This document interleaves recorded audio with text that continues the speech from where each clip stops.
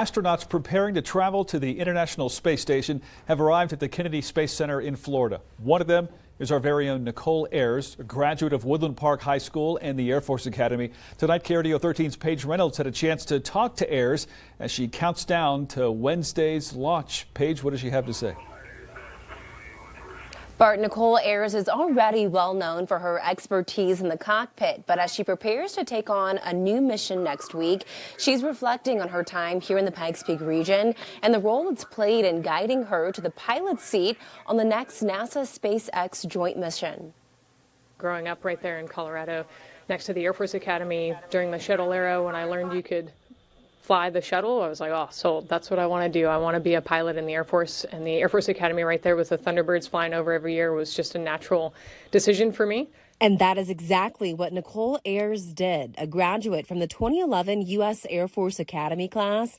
NASA says Ayers is one of just a few women to fly an F-22 Raptor.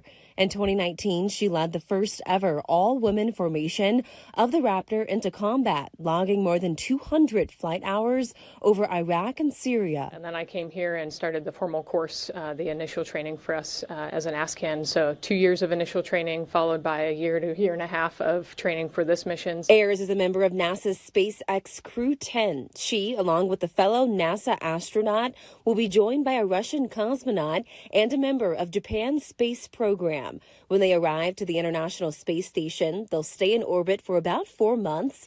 Ayers says preparations for this trip is like no other. One of the most challenging parts of our training here in ASCAN training is the neutral buoyancy lab and learning how to do a spacewalk. You know, as a F-22 pilot, we were kind of on the operational tip of the spear in the military, and now we get to go do things that are on the operational tip of the spear for humanity. So, after years of physical, mental, and technical training, what part of the mission is she most looking forward to? I found this little pack of hiking peanut butter. It's a peanut butter with like espresso and chocolate in it.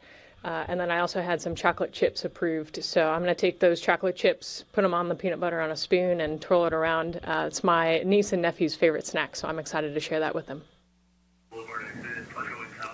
Well, how sweet is that? Now, weather permitting, the SpaceX Dragon Endurance is slated for this coming Wednesday at 5:48 p.m. Mountain Time. NASA says the crew will be conducting more than 200 experiments for the benefit of humanity. Reporting live in the newsroom, Paige Reynolds, KRDO 13. Pretty cool.